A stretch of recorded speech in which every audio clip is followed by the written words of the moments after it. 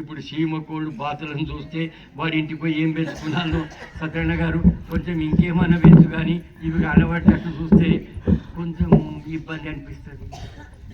అవి మంచి కావని కాదు, అవిటి చూస్తే మా మనసు ఖరాబ్ అవుతుంది. అవి మంచి, అవిట్ల పరమాత్ముడు ఉన్నాడు. అద్వేష్ట సర్వభూతానాం మైత్ర కరుణయేవత నిర్మమో నిరహంకార సమదుఃఖ సుఖక్షమీ. నామదేవ్ మహారాజును తల్లి కట్టెలు కొట్టుకరమ్మన్నట వంటకు. గొడ్డలు తీసుకొని కాలు నరుక్కున్నాడు నామదేవ్ మహారాజు. ఏమి రాకంటే చెట్టును కొడితే దానికి ఎంత ఆయాసం అవుతుందో చూస్తున్న అమ్మ అన్నాడట నామదేవ్ మహారాజు. సర్వభూత హితే రత, సర్వభూత హితే రత. నువ్వు మానవుడివి.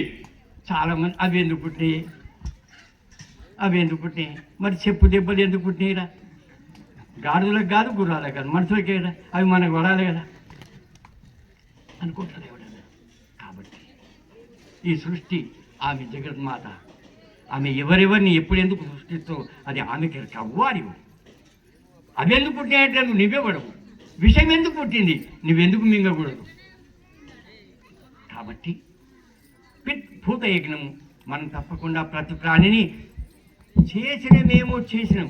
ఇప్పటి నుంచన్నా వీడికి పోయి నుంచన్నా నేను బుద్ధిపూర్వకంగా ఏ ప్రాణి, నాకు సత్యనారాయణ గారు ఒక మాట చెప్తే కన్నీరు వచ్చినది. ఈ దేవతకు రక్తదానం కావాలన్నట్టు ఈ శాస్త్రాలుగా వామాచారం మకారం పకారాలు ఏమున్నాయో దేవుడికి ఎరక. అంటే రక్తమే కావాలంటే నా ఏలు పోషిస్తా అన్నాడట. నేను కొన్ని మేకను పోయా ఏలు పోస్తా, లేదా నాది మంచి కాబట్టి నీళ్ళే పోయి పెట్టానట. చెప్పిన ఆయన నువ్వు మంచోడవు కదా, నువ్వు మంత్రాలు చదివావు కదా, నీది కోసిపెట్టు. కాబట్టి భూత యజ్ఞం అని అందుకు చెప్పినారు. తర్వాత అతిథి యజ్ఞం. ఎవరైనా సత్కార్యాలు చేస్తే సంతోషపడు, సమర్పణ చెయ్యి. కానీ మారీచ స్వభావం లేక యజ్ఞాన్ని భంగం చేసే మాటలు మాట్లాడు. ఇది అతిథి యజ్ఞం. లేని వాళ్ళకి మావాళ్ళు పాపం ప్రతి నెల తిరుపతికి పోయి ఆయన మేజర్ అయిపోయినట, పెళ్లి కాలేదట, వీళ్ళు పోయి లగ్నాలు చేస్తుంటారు. నేను తప్పు అవట్లేదు, దేవుని కళ్యాణం చేసి తప్పు. నీత పని చేసే పిల్లకు పెళ్లి అయింది ఒక ఆలోచించురా. అవును, ఎక్కడ? అందుకని మనం చాలా విపరీతమైన పరిస్థితులు ఉన్నాం. విపరీతమైన కరప్షన్ ఎందుకన్నా 3 చుట్లు తిరిగి అమ్మ ఇక నా మునిమాన్మడికి బంగారు తొట్టెలు అయితే న్యాయముండి ఉదయం నువ్వు కొట్టింది కొబ్బరికాయ, చిన్న పచ్చిడి ఇచ్చి పెద్ద పచ్చి మీ ఇంటికి కొనబోతావు. నువ్వు ఏమడిగినావు 10% ఒకవేళ 10% తీసుకుంటే వాడిని దోసుకుంటున్నా అంటాం మనం. ఇప్పుడు నేను ఎంత పర్సెంటేజ్ అంటే ఆయన అవులగాడా నీ లేక ఆయన దేవుడేనా? నీవు పుట్టకంటే ముందు నీ తల్లికి పాలు పుట్టించినయ్యా దయామయుడు తల్లి. నువ్వు 9 నెలలకు పుట్టినవురా, నీ అమ్మకి 7 నెలలకు పాలు ఇచ్చింది. అవునా కాదు?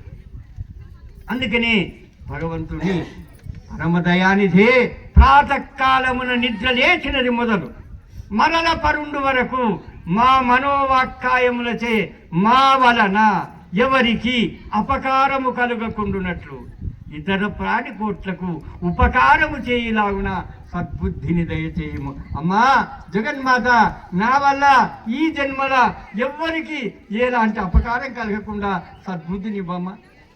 మనకేం తక్కువ ఉన్నది అసలు? తక్కువ సంగతి మీకు తెలియదు కొడుక. మా ఊరి దగ్గర చెరువు ఉండే, సగము చీర ముట్టుకొని అది ఆరినాక ఆరి కట్టుకొని మళ్ళీ సగంలో స్నానం చేసిన ఆయన అమ్మగారి ముందు చెప్తున్నాను ఈ మాట. పండుగ నాడు కూడా బజ్జీలకు నూనె లేకుండే కొడుక. ఇప్పుడు మన ఇద్దరిద్దరు ఆల్మొగలు అద్దం చూసుకున్నంత ఫోన్లు అయినాయి. మంచిదే కానీ ఎప్పుడన్నా నవ్వుతావా? నవ్వుతా. మందికి పాలోడికి అన్యాయం అయితే వాడు భూమి అమ్ముకుంటే నాకు వస్తుంది. పొరపాటున వాడు భూమి కొంటే మనకు లోపటంతా కసికి తినబుద్ధి కానంత పని కాదు. మనమంతా సర్వే జనా సుఖినో భవంతు. ఈ దేశంలో ఉన్న ప్రతివాడు ఆనందంగా ఉండాలి. ప్రతివాడు ఆనందంగా ఉందాం. ఆనందం అంటే తెలియని పరిస్థితి ఏర్పడ్డది ఇప్పుడు మనకు. ఆనందం అంటే ఏమో తెలియదు. మా వాళ్ళు చదువుతారు బ్రహ్మానందం పరమ సుఖం ఇంటితో పుట్టి. నీకు ఎప్పుడైనా బ్రహ్మానందం వచ్చిందా? కాదు, ఒకటే అడగడు సార్. ఆయన చదువుమన్నాడు సార్. వేదాంతము అది ప్లాట్ఫామ్ మీద మాట్లాడు ఉపన్యాసం కాదు, ప్రాక్టికల్ థియరీ. ఇది ఎక్కడి నుంచి ఆరంభం కావాలి? తల్లిదండ్రికి దండం పెట్టి ఆరంభం చేద్దాం. బ్రతికున్న తల్లిదండ్రికి దండం పెడదాం. వాడు ఒకవేళ ఆశీర్చి పెట్టినా ఇటువంటి దేవాలయాలకు వాళ్ళ పేరు మీద ఏమైనా దానం చేద్దాం. కాబట్టి నాకు ఇచ్చిన సమయం 5 నిమిషాలు.